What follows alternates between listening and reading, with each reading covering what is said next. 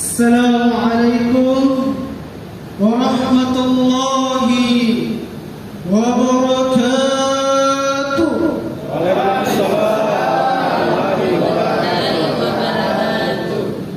Bapak-bapaknya kedengarannya suaranya bagus, tapi ibu-ibu tidak ada suaranya. Diketahui bahwa itu ibu-ibu ras terkuat di bumi, sukanya yang besar-besar. Dan kenapa tidak ada suaranya, Bu? Bu, disuka yang besar-besar? Suka. Makanya disebut ibu, supaya dapat keberkahan. Saya ulangi sekali lagi Bapak Ibu, supaya kita sama-sama dapat keberkahan. Assalamualaikum warahmatullahi wabarakatuh.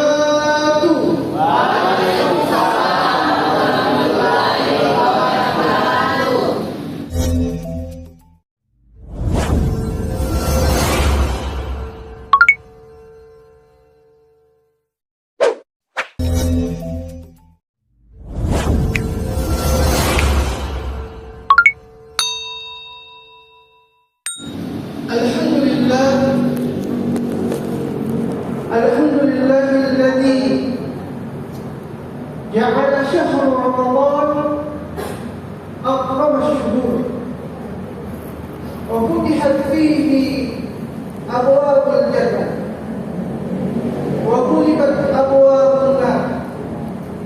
Syahru awwaluhu maghfirah wa awsatuhu rahmah wa akhiruhu itqun minan nar. أشهد أن لا إله إلا الله وأشهد أن محمدا عبده ورسوله. اللهم صل وسلم على سيدنا محمد وعلى آله وصحبه أجمعين. أما بعد. Bapak Ibu yang dimuliakan oleh Allah Subhanahu wa taala,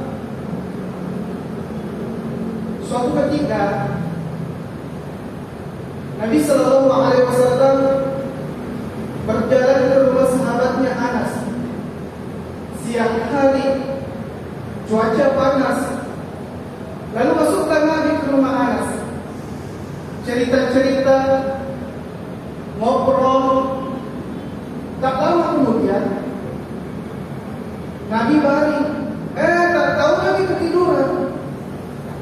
Ketika Nabi tidur, karena cuaca panas, karena pada saat itu Bapak Ibu tidak ada AC, tidak ada kipas angin, jadi mau panas betul. Lalu Ibunda Anas yang bernama Ummu Sulaim mengambil kapas dan gelas. Karena cuaca panas, berkeringlah Rasulullah SAW. Lalu dilapnya keringat Nabi SAW dan dimasukkan ke dalam gelas tersebut. Kemudian diminumlah sebagian keringat Nabi dan sebagiannya pula dijadikan parfum. Maka seketika itu Nabi terbangun. Kaget Nabi. Wahai Ummu Sulaim, apa yang engkau lakukan itu? Ta'abat ya Rasul, saya mengambil berkah, mengharapkan keberkahan dari keringatmu yang mulia yang ini.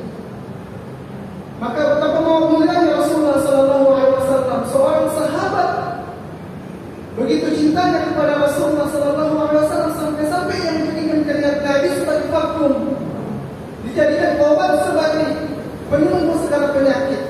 Ini keringat Nabi, Bapak Ibu. Ibu-ibu, oke kita coba bagaimana itu rasanya keringat.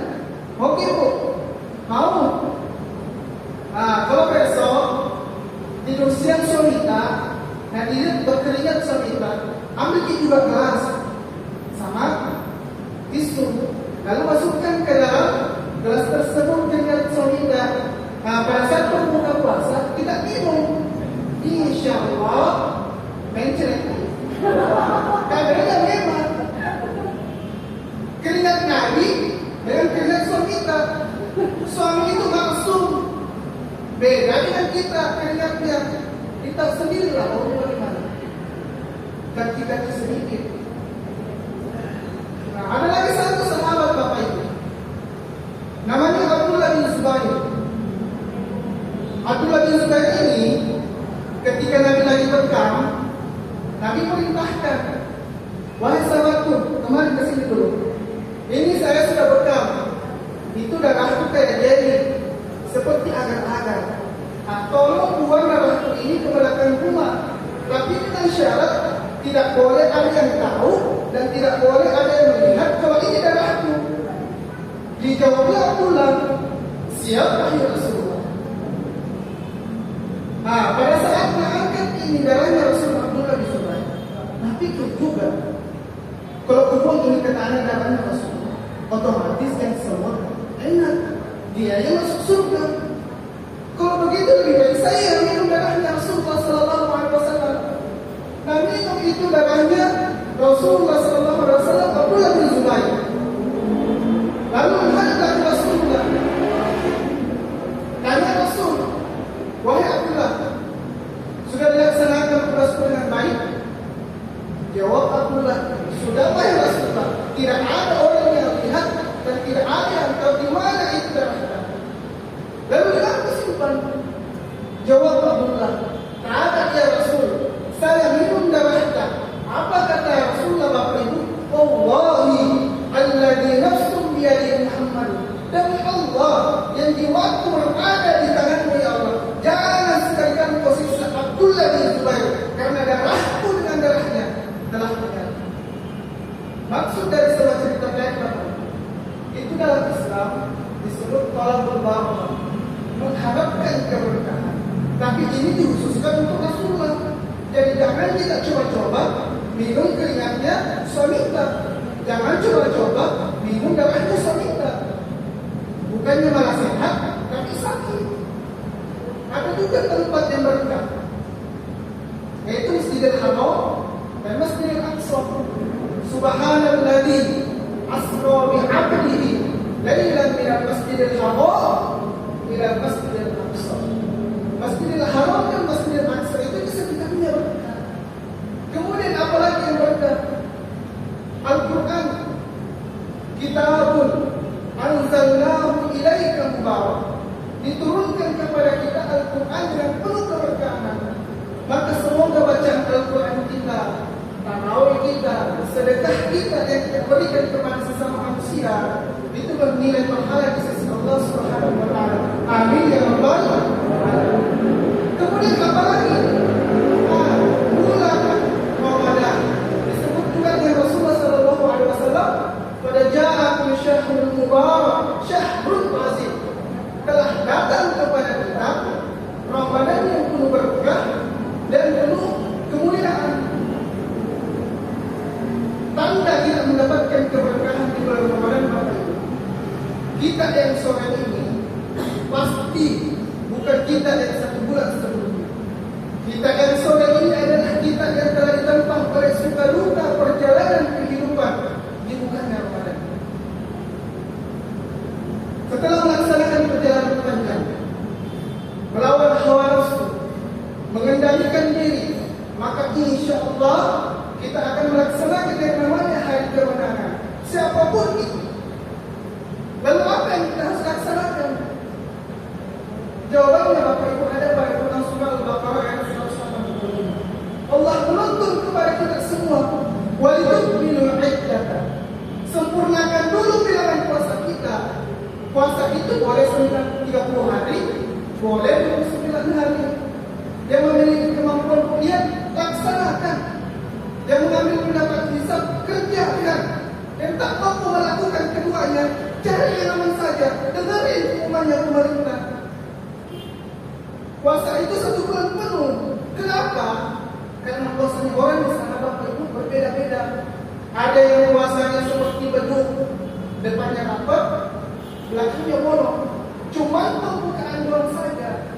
Ada yang cuma pembukaan, pertengahan, penutup. Ada juga yang cuma penutup saja. Katanya mau dapat malam dari kepada Alhamdulillah. Allah berpesan kepada kita semua, walitukmilul iddata, sempurnakan dulu bilangan puasa kita. Puasa itu 1 bulan penuh. Setelah itu baru walitukabbirullah, kita memuji, bertakbir, mengagungkan Allah Subhanahu wa taala. Jadi kalau ada orang Bapak Ibu takbiran tapi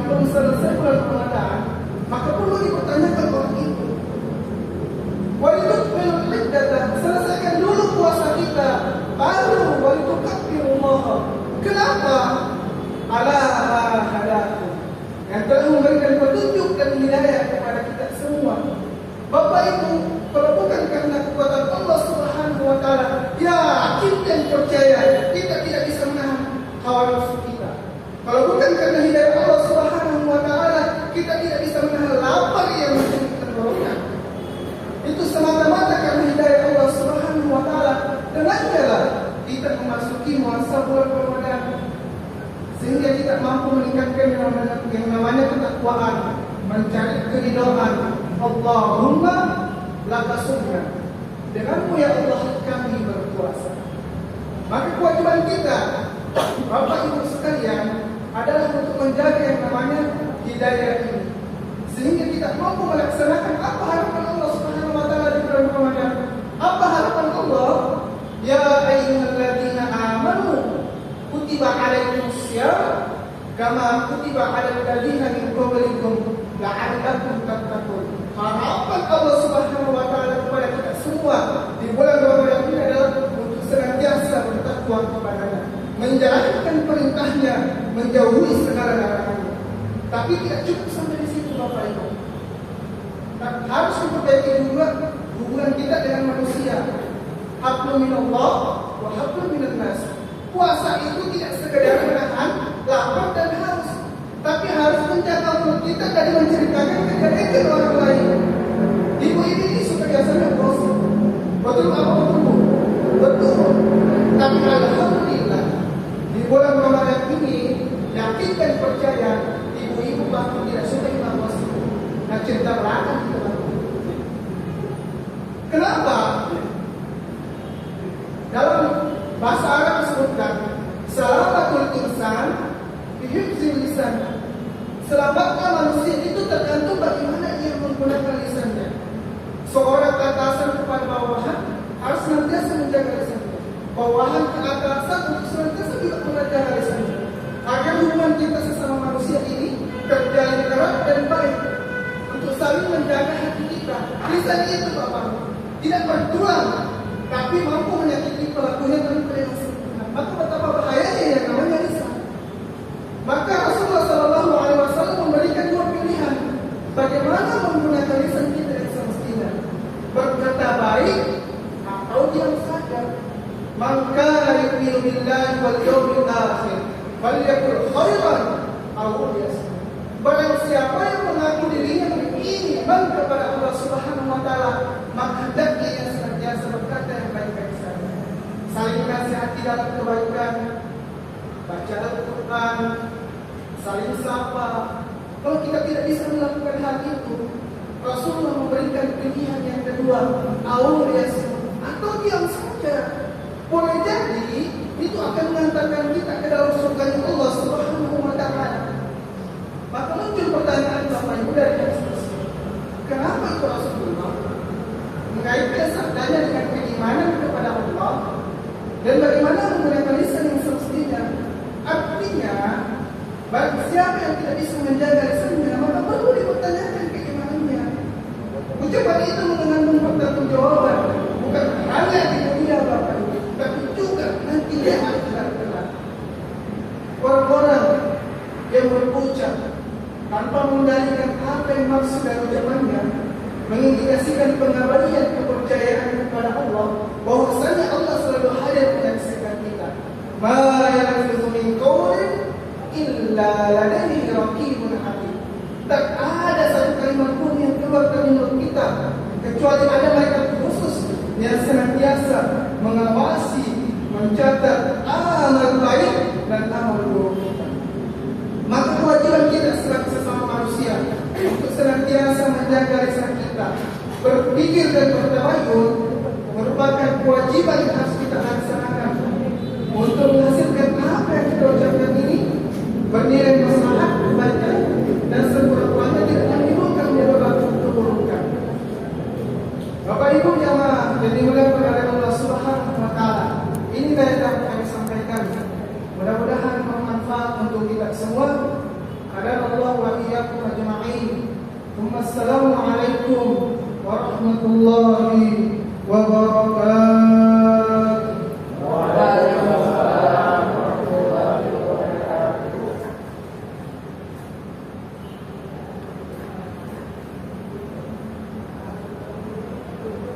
Baik, itulah tadi ceramah kami dari Bapak Ustadz. Semoga memberikan pencerahan dan bermanfaat untuk kita semua.